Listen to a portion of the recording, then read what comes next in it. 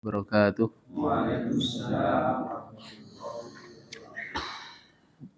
Alhamdulillah nahmaduhu wa nasta'inuhu wa nastaghfiruh wa na'udzu billahi min syururi anfusina wa min sayyiati a'malina may yahdihillahu fala mudhillalah wa may yudlil falan tajida lahu waliyyan mursyida nashhadu an la ilaha illallah wa nashhadu anna muhammadan abduhu wa rasuluh. Allahumma salli ala nabiyyina Muhammad wa ala alihi wa sahbihi ajmain. Amma ba'd. Jamaah rahimani wa rahimakumullah. Di hari ini seharian kita dipun paringi rahmat arupi air hujan dari semenjak pagi sampai ba'da asar.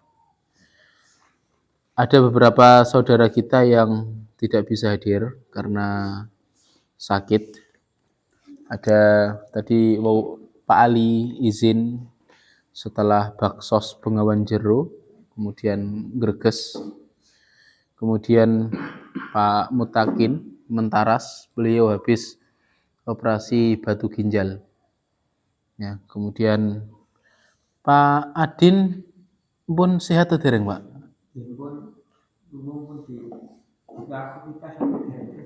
Oh nggih. Tapi niki to, mesti mboten sampai sakit. Mboten nggih.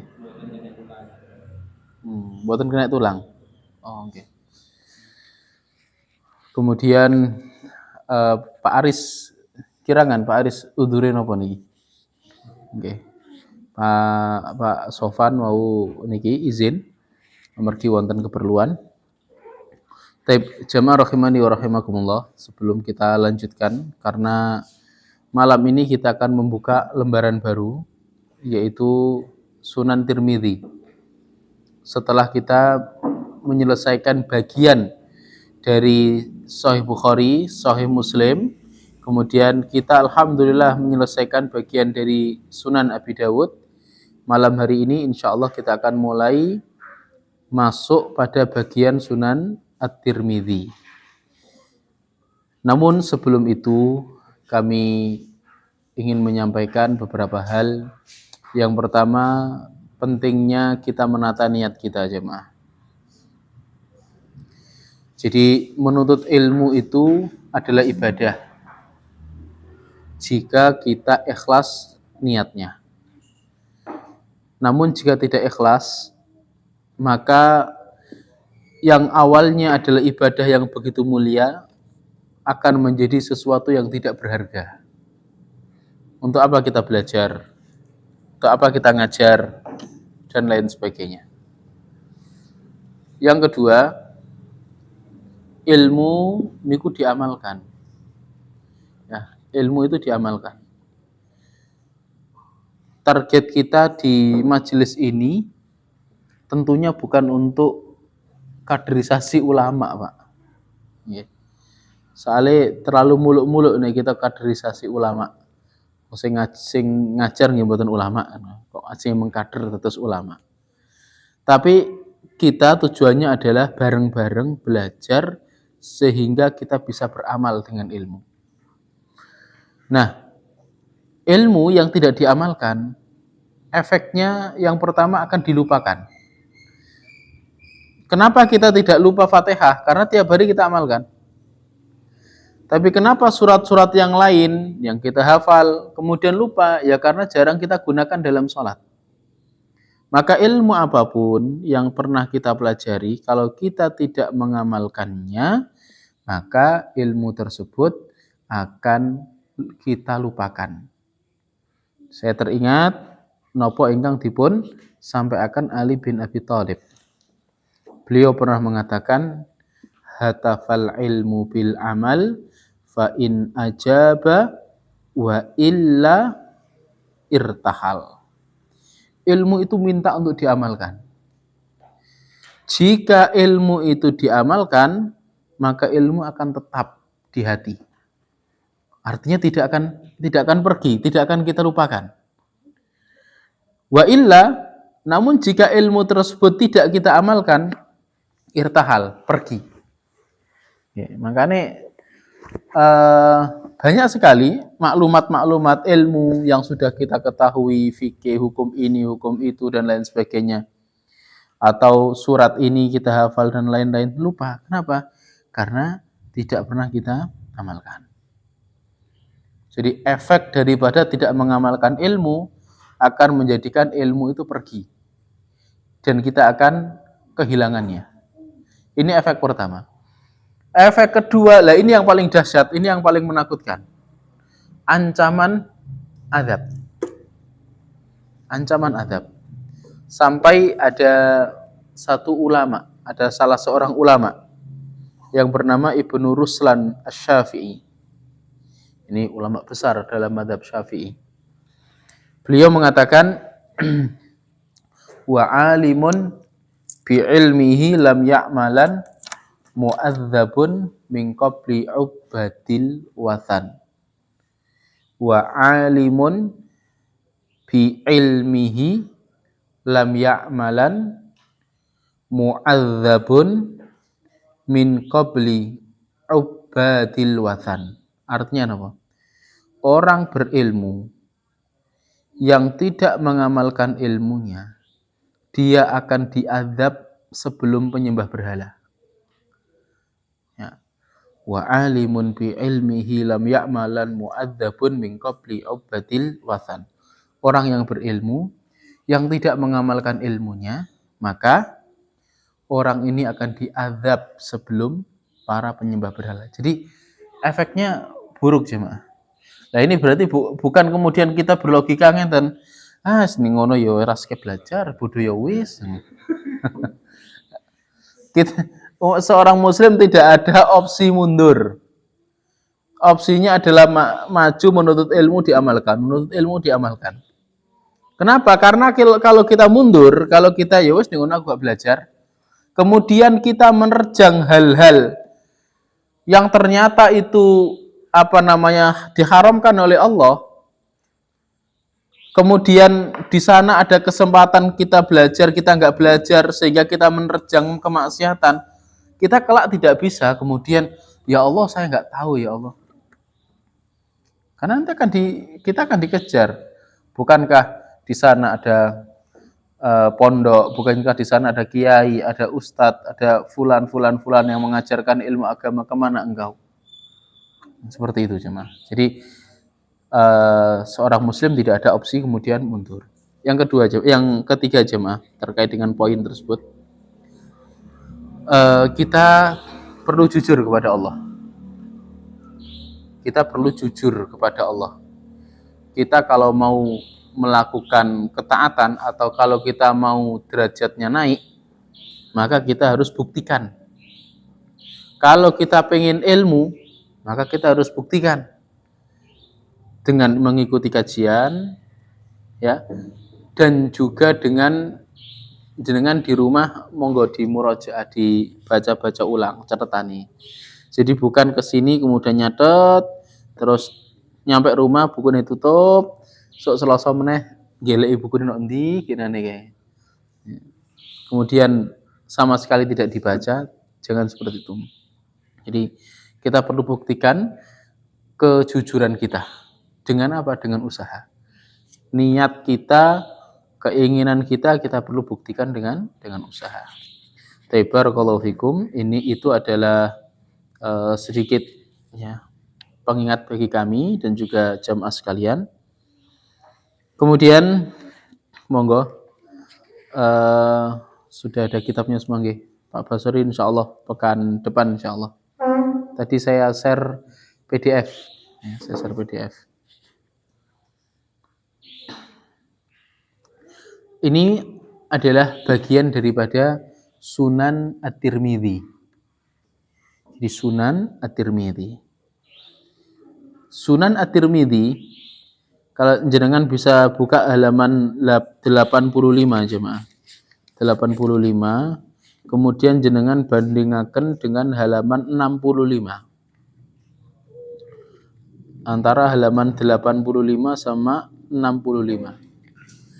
Kalau 65, napa bacaannya? Sunan Imam Abi Dawud. Sunan Imam Abi Dawud. Kalau di halaman 85 apa? Jami' Al-Imam At-Tirmidzi. Ya. Jadi kitab hadis itu macam-macam modelnya jemaah. Ada model sahih. Seperti ini apa? Sahih Bukhari, Sahih Muslim, Sahih Ibnu Khuzaimah, Sahih Ibnu Hibban. Yang mana para penulisnya ataupun para mualifnya, beliau ini berusaha mengumpulkan hadis-hadis yang sahih. Ada kemudian kitab itu bentuknya adalah sunan. Ya, sunan. Sunan itu jamak dari sunnah. Ini urutannya adalah urutan bab fikih biasanya. Ya. Jadi urutannya mirip seperti kitab-kitab fikih. Ada di sana jami'. Jami' itu selain membahas masalah hadis-hadis fikih, di sana ada akidah, di sana ada tafsir, di sana ada pembahasan-pembahasan lain. Namanya jami'. Jami' itu yang mengumpulkan, ya, yang merangkum semua, yang mengumpulkan semua. Kitab jami', ya, kalau kitab sunan contohnya apa? Sunan Abi Dawud, Sunan Nasa'i, Sunan apa? Sunan Ibnu Majah, Sunan Ad-Darimi. Kita kan katanya kembali pada Quran dan Sunnah. Berarti harus ngerti kitab-kitab hadis. Jadi seperti itu. Kalau jami', kitab yang bentuknya jami' ini Sahih Bukhari dan juga jami' Tirmidzi. Ya, jami' Tirmidzi. Nah, di sana ada bentuknya adalah mustadrak, di sana ada atrof dan lain sebagainya. Jadi kitab hadis itu bentuknya macam-macam. Dan kitab hadis yang paling sahih adalah Sahih Bukhari, selanjutnya adalah Sahih Muslim, selanjutnya adalah Sunan Abi Dawud, kemudian yang menempati urutan keempat adalah Sunan Tirmidzi atau Jami' Tirmidzi. Jadi terkadang disebut Sunan Tirmidzi, terkadang disebut Jami' Tirmidzi. Jadi kita kenalan, Pak, dengan kitab-kitab para ulama. Nah, Tirmidzi, siapa beliau? Ya, kunyah niku munggo wong kene no Pak ni sapa? Pak Heri berarti iki Pak Nisa. Pak Rio, ngoten. Itu kunyah. Nek Pak Khairul Abu sinten nih berarti? Abu Wardah. Nah, Abu Wardah itu kunyah. Ustaz Dedi Abu? Sing penting aja Abu Gosok.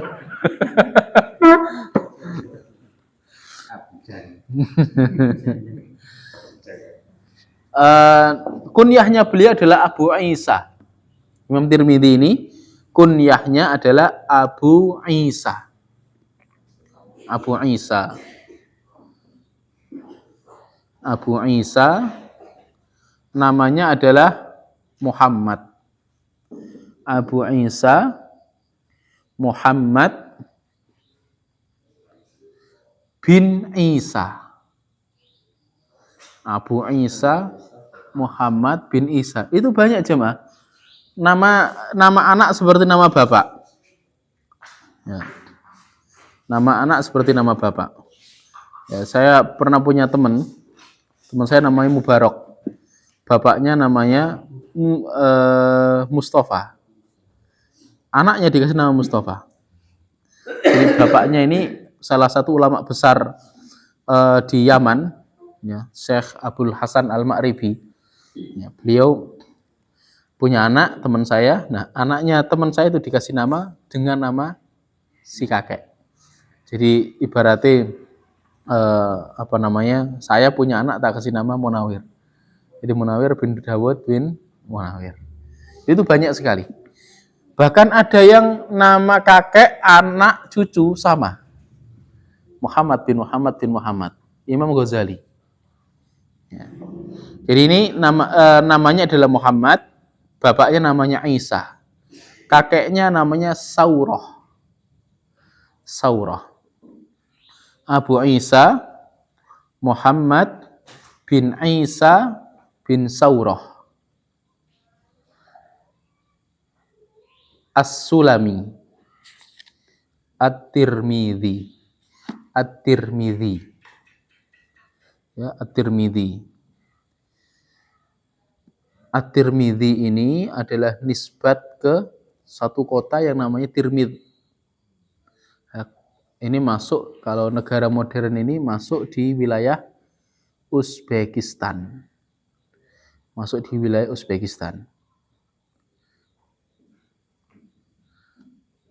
Beliau ini, jamaah rahimani wa rahimakumullah, jadi Imam At-Tirmidzi ini beliau adalah muridnya Imam Abu Dawud. Ya, beliau termasuk dari jajaran muridnya Imam Abu Dawud. Kemudian terkait dengan cara bacanya, kan ada yang nyebut Turmudi, ada yang menyebut Tirmidzi. Nah, itu yang betul yang mana? Dua-duanya betul. Jadi bisa dibaca At-Tirmidzi, bisa dibaca At-Tirmidzi, bisa dibaca At-Turmudzi. Ini wong Uzbekistan. Ya. Jadi Tirmidzi, Tarmidzi, Turmudzi. Ya, Turmudzi. Beliau lahir pada tahun 209 Hijriah. 209 Hijriah. Dan wafat pada tahun 279. Wafat pada tahun 279. Gitu? 70 tahun. 70 tahun ya. Pas. Baik.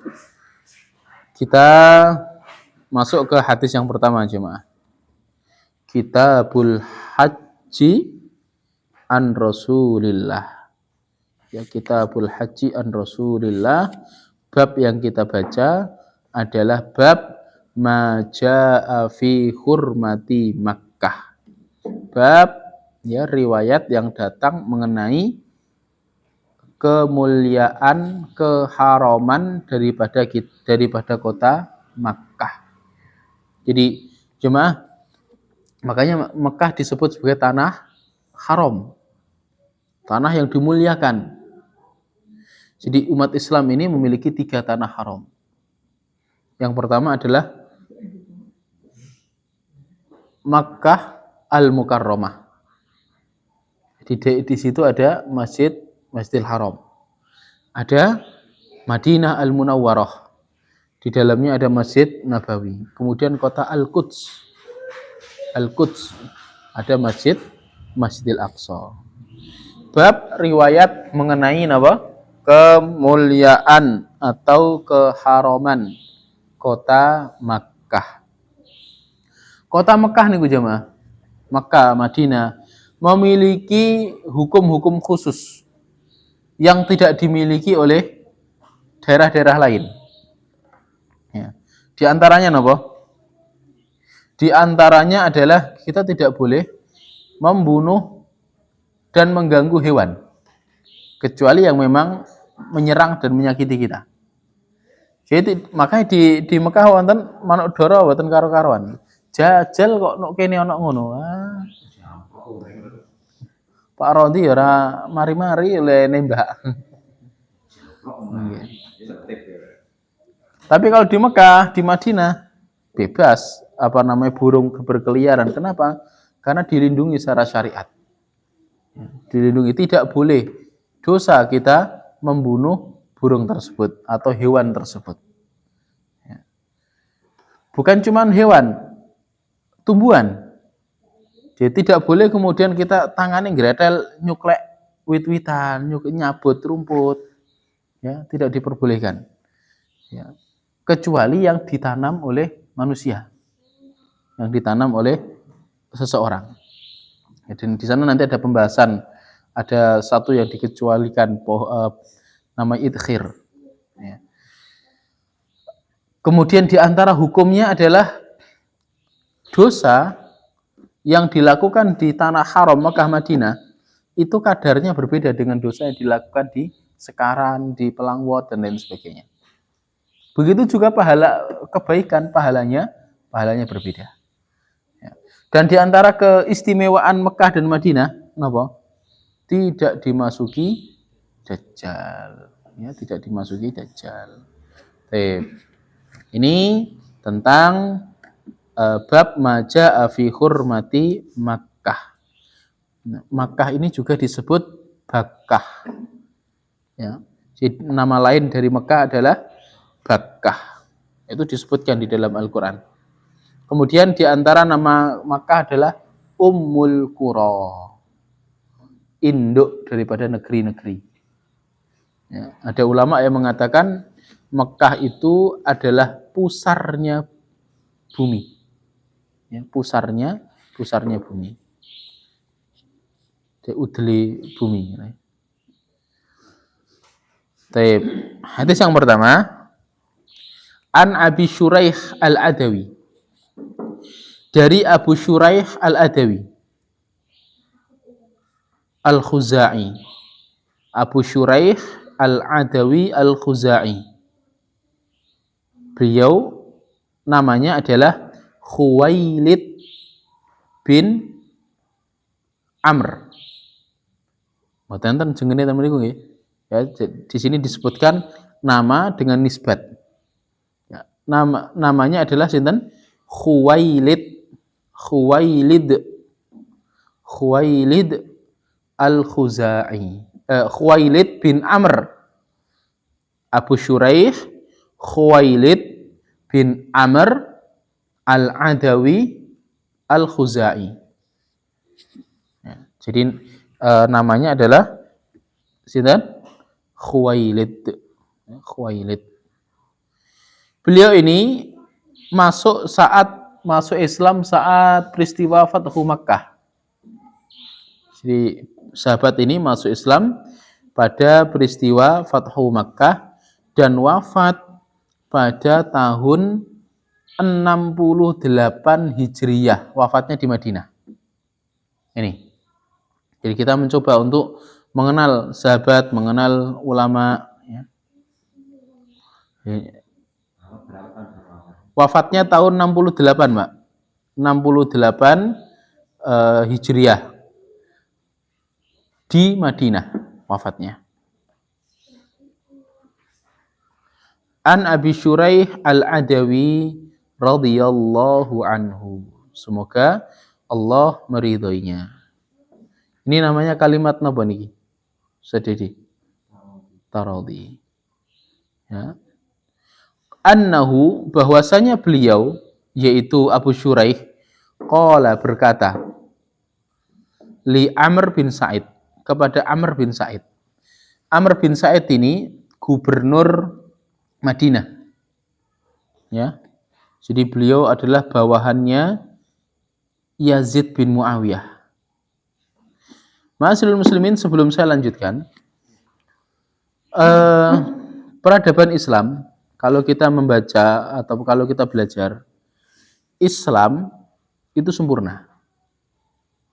Namun orang Muslim itu tidak sempurna. Jadi Islam itu agama yang sempurna. Agama yang diridhoi oleh Allah. Apa yang tidak ada dalam Islam? Jadi Islam adalah agama yang sangat-sangat sempurna.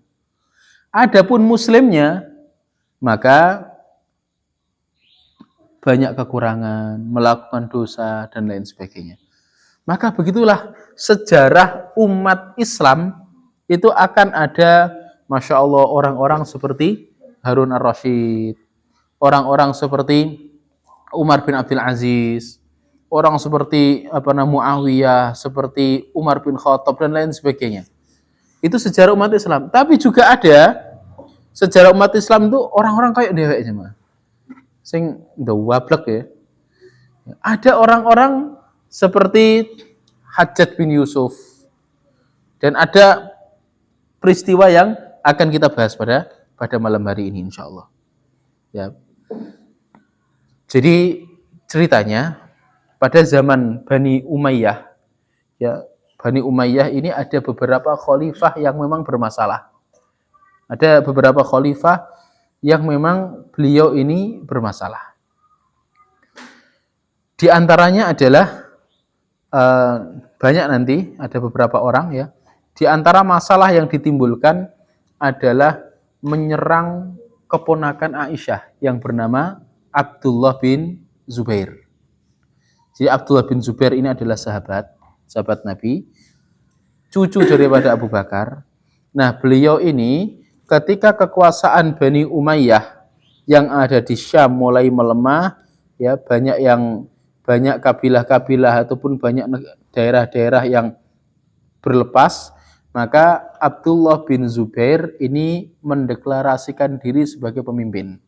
Dan banyak sekali yang mengikuti Abdullah bin Zubair. Abdullah bin Zubair tempatnya adalah di Mekah. Ya, saat itu tempatnya adalah di Mekah. Kemudian karena urusan perpolitikan, nah, kayak seperti itu jemaah. Urusan perpolitikan kalau kita tidak hati-hati, maka rawan sekali. Amr bin Sa'id ini mendapatkan perintah untuk menyerang Abdullah bin Zubair agar Bani Umayyah, dinasti Bani Umayyah tetap terus memegang tampuk kekuasaan. Abdullah bin Zubair saat itu tempatnya ada di Mekah. Nah, maka sebelum Amr bin Sa'id dengan bala tentaranya ini berangkat menuju Mekah dalam rangka menyerang Abdullah bin Zubair, maka Abu Syuraih ini berkata, annahu, bahwasanya dia berkata. Siapa yang berkata jemaah? Abu Syuraih. Berkata kepada siapa? Li Amr bin Sa'id. Berkata kepada Amr bin Sa'id. Wa huwa yab'atsul bu'utsa ila Makkah. Wa huwa, dan dia Amr tadi, Amr bin Sa'id niki gubernur Madinah nggih.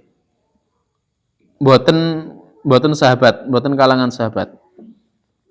Wa huwa yab'atsul bu'utsa, wa huwa, dan dia yaitu Amr yab'atsu, mengutus atau mengirim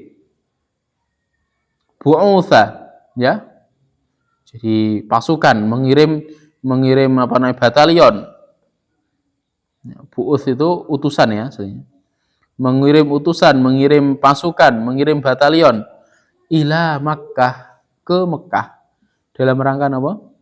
Dalam rangka memerangi Abdullah bin Zubair radhiyallahu anhu. Nah, Abu Syuraih mengingatkan, "Idzan li ayyuhal amir." Idzan li ayyuhal amir. Izinkan kepadaku wahai amir. Wahai amir, wahai pemimpin, izinkanlah padaku. Jadi lembut. Tata cara mengingatkannya lembut sekali. Idzan li. Ya, meskipun Abu Syuraih ini tentunya secara umur jauh lebih senior, secara ilmu jauh lebih banyak tentunya. Dia seorang sahabat. Ya, tapi coba kita lihat. Idzan li ayyuhal amir. Ya, izinkan li padaku.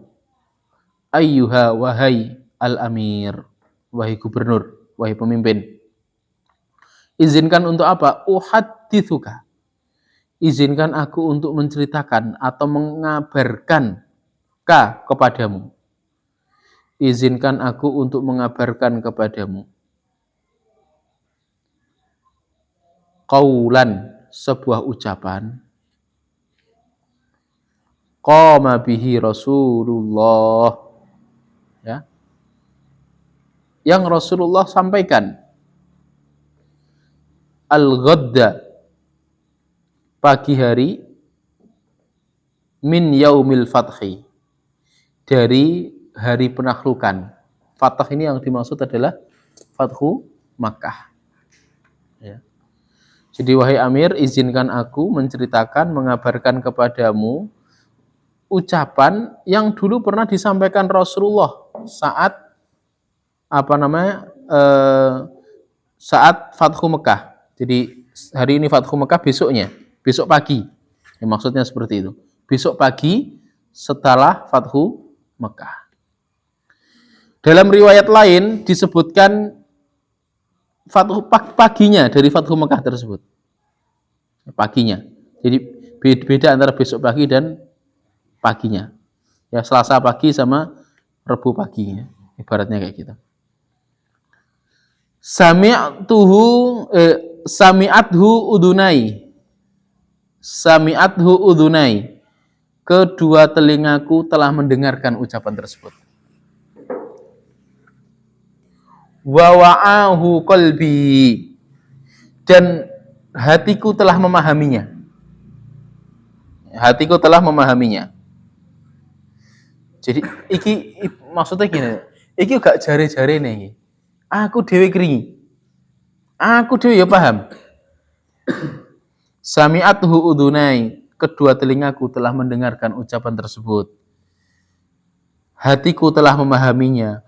Wa absarathu ainai, dan mataku melihatnya. Hina takallama bihi. Hina, ketika takallama, beliau berkata bihi, dengan perkataan tersebut. Artinya apa? Artinya beliau ini adalah saksi hidup. Ketika Rasulullah menyampaikan ucapan tersebut, Abu Syurah ini melihat, mendengar, dan paham. Bukan sekedar melihat, kan ada orang melihat tapi gak keringi. Embo mah ngomong apa? Kok segini umek-umek ngono. Ini tidak seperti itu. Ada orang yang mendengar, melihat tapi gak paham. Aku yang keringi saja nih, tapi embo aku gak paham. Maksudnya piye? Nah, ini tidak seperti itu. Abu Syurah mendengar apa yang dikatakan Nabi, paham betul. Kemudian melihat ketika Nabi Shallallahu Alaihi Wasallam menyampaikan tersebut. Annahu, bahwasanya Nabi hamidallah, memuji Allah, wa athna alaih, dan menyanjungnya. Jadi Nabi sebelum menyampaikan ini beliau memuji Allah. Artinya hamdalah. Jadi ketika menyampaikan apa-apa kemudian didahului dengan hamdalah, maka Nabi dulu seperti itu. Ya. Meskipun tidak semua hal Rasulullah mulai dengan hamdalah, tidak semua ucapan Rasul mulai dengan hamdalah.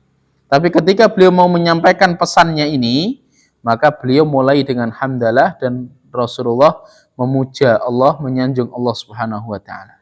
Tsumma qala, kemudian Rasulullah bersabda. Napa pesannya Rasulullah? Inna Makkah, sesungguhnya Makkah, harramahallah, telah Allah haramkan. Artinya telah Allah muliakan. Walam yuharrimhan nas, walam, dan tidak, yuharrimha annas, dan tidak manusia yang memuliakannya. Artinya apa? Kemuliaan Mekah ini dari Allah, bukan hasil daripada kesepakatan manusia. Ya. Jadi kalau istana jadi mulia kan karena urusan kesepakatan manusia kan, bagi istana negara, bagi kantor kecamatan, ini kantor kabupaten, gak sembarang wong oleh rono. Ini gara-gara ya adat istiadat lah, sesuatu yang terjadi antara manusia. Tapi urusan Mekah, keharamannya, kemuliaannya, maka ini bukan dari manusia, tapi dari Allah Subhanahu wa taala. Artinya kita tidak bisa kemudian ya sebagaimana Mekah menjadi tanah haram, Madinah menjadi tanah haram, piye nek laharan dadi tanah haram pisan, Pak. Tidak bisa seperti itu. Karena pengharamannya atau pemuliaannya ini langsung datang dari Allah. Walam yuharrimhan nas, bukan karena kesepakatan manusia. Jadi disebut tanah haram karena kita diharamkan melakukan beberapa hal yang boleh kita lakukan di luar. Makanya disebut dengan tanah haram. Haram itu bisa bermakna mulia, bisa bermakna haram, yang kita pahami haram, Kenapa? Karena ada beberapa hal yang boleh kita lakukan di luar, tidak boleh kita lakukan di Mekah dan Madinah. Contohnya apa? Nyuklek wit. Nyuklek wit, ngobrak manuk. Ya. Itu kan kita melakukan di sini, di sana bebas. Ya. Kucing hus. Tapi kalau di Mekah tidak diperbolehkan. Mengganggu mereka tidak diperbolehkan. Makanya kadang-kadang kalau kita lihat di video-video itu, ya orang umroh kemudian ngobrak manuk miber kabeh, itu dikira keren. Itu tidak keren cuma. Itu tidak keren, itu justru bermasalah. Karena apa? Kita tidak boleh mengganggu, lewat saja. Manuk miber terserah. Tapi kalau kita sengaja untuk ngobrak, nah maka ini termasuk hal yang dilarang. Jadi disebut haram karena ada hal-hal yang boleh kita lakukan di luar, tidak boleh kita lakukan di tanah haram tersebut. Di antaranya adalah mengambil barang yang jatuh. Kita tidak boleh mengambil kecuali dalam rangka iki aku ngerti iki Pak Khairul iki. Tak jiki. Tapi kok misalnya ada HP cicir jiki. Ya, kalau ngambilnya diamankan, diberikan ke petugas tidak masalah. Diamankan di kantongnya dewe, ya daripada dipek uang malah tapek dewe. Maka ini tidak diperbolehkan. Dibanding kitaan malah tak boleh, maka tidak diperbolehkan. Nah kalau urusan itu ya memang di sini pun tidak boleh, Pak. Jadi seperti itu. Wala yahillu, dan tidaklah menjadi halal, dan tidaklah halal limri'in, bagi seseorang, dan tidaklah halal, wala yahillu, dan tidaklah halal limri'in, bagi seseorang, yu'minu billah, yang beriman kepada Allah, wal yaumil akhir, dan beriman kepada hari akhir, an yasfika fiha dima, untuk menumpahkan. Yasfika itu menumpahkan. Tidak halal, wala yahillu, dan tidak halal limri'in, bagi seseorang, yu'minu, yang beriman, billahi wal yaumil akhir, kepada Allah dan kepada hari akhir, an yasfika, untuk menumpahkan, fiha, di Mekah tersebut, daman, darah. Tidak boleh menumpahkan darah. Maksudnya menumpahkan darah ini membunuh. Bukan darah di wadah kemudian ditumpahkan, bukan. Au ya'dhiha biha sajaratan. Ya. Atau dia mematahkan, ya, mematahkan pohon, mencabut pohon. Ya, jadi tidak diperbolehkan. Tidak diperbolehkan seseorang tanpa hajat yang dibenarkan kemudian tangani gretel, nyuklek wit, ya, nyabut pohon, ya, di Mekah, maka tidak diperbolehkan. Ya, tidak diperbolehkan juga menumpahkan darah. Lah, dalam rangka inilah Abu Syuraih mengingatkan Amr bin Sa'id, engkau mau nyerang sinten? Abdullah bin Zubair. Rasulullah ngomong seperti ini. Tidak boleh menumpahkan darah di Mekah. Baik. Jemaah, kita pending sampai sini. Monggo, menawi wonten pertanyaan, diskusi ringan, silakan. Batasan apa itu? Kota Mekah. Ada di sana ada batasan dan bahkan ada tugunya. Sekarang dibangun tugu. Ini batas tanah halal, ini batas tanah haram. Yang namanya tanah halal, tanah haram. Semuanya kota Mekah. Tidak semua kota Mekah sekarang adalah Mekah zaman dulu. Ya. Jadi begitu juga tidak semua wilayah Madinah modern ini adalah tanah haram. Yang tanah haram itu yang kota Mekah asli, yang kota Madinah asli. Itu yang masuk tanah haram. Dan ada wonten batas-batasnya. Dari kapan? Yes. Insya Allah bareng-bareng. Bareng-bareng. Di sana itu pepohonan itu ada apa ya? Oh banyak Pak. Yang penting duran mboten enten. Sekarang Pohon apa? Imbo. Pohon imbo juga ada. Terus kurma tentunya ada. Ya. Saya nggak ngapalin nama-nama pohon Pak di sana. ketika pohon kurma kalau nggak dikatakan waktu Kurma tanaman orang. Kurma itu kan tanaman orang dan ada hajat di dalam justru ketika merapikan kurma justru dia menjadi baik dan menjadi segar. Ini maksudnya adalah mematahkan, mencabut dalam rangka nggak ada faidahnya sama sekali. Tangannya gretel. Gretel. Kalau kurma ini memang nyamuk. Wah saya tidak ingat ada nyamuk atau tidak. Piye, cek ini ayo rono bareng. Insyaallah. Nggih.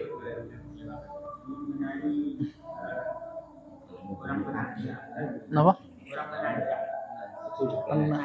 Naza.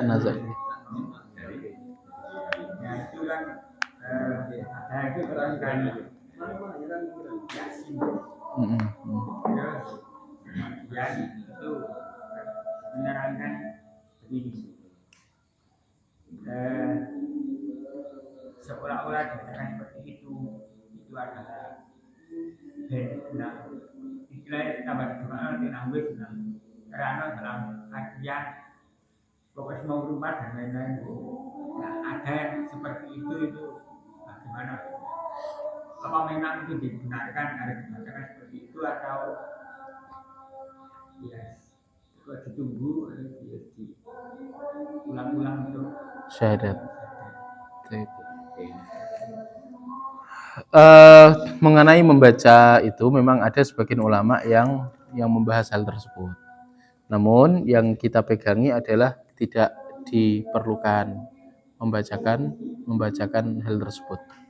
Nah, seperti itu. Jadi mending diulangi la ilaha illallah ya untuk syahadat. Kenapa? Karena saat naza itu adalah saat genting, Pak. Artinya yang berperan saat itu bukan cuman orang yang ada di sekitarnya. Jadi setan itu berusaha bagaimana calon jenazah ini mati dalam keadaan murtad. Gitu. Jadi diulang-ulangi untuk syahadat. Seperti itu. Apalagi kalau diniatkan cek nang mati, aku mau rumat. Nah, ini malah Allahu a'lam. Gitu. Ada yang lain jemaah? Nggih. Masalah harta rampasan perang itu kan menjadi halal buat orang muslim yang mendapatkan harta halal rampasan itu. Yang berhak ya, muslim yang berhak. Padahal kalau kita tahu harta mereka itu bukan harta halal lah. Hasilnya juga mungkin bukan halal atau caranya juga bukan halal. Bagaimana? Jadi kita juga tidak tahu, Pak, ketika orang memberikan sedekah ke jenengan, apakah uangnya itu uang dari hal halal atau bisa jadi uliye nyolong dan lain sebagainya. Ya. Nah, harta rampasan perang itu kan sudah jadi urusan kita adalah kita tidak perlu iki mbiyen tekondi, tidak perlu seperti itu. Ya, jadi selagi dia adalah ghanimah, harta rampasan perang, maka itu menjadi hak umat Islam dan dibagi sesuai dengan aturan yang ada pada fikih. Seperti itu. Jadi kita tidak perlu kemudian iki mbiyen tekondi, wah iki kondang nyolong to kene, kondang hasil korupsi, hasil ini. Ora uli rampok dan lain sebagainya. Karena ya sangat berpotensi harta orang kafir mengandung hal-hal yang haram. Akibat riba lah, akibat menipu dan lain sebagainya, sangat potensi. Tapi kita tidak diajarkan untuk kemudian mencari, karena apa?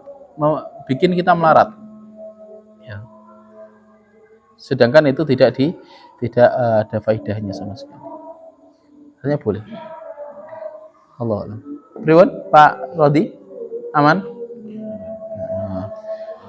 Taib.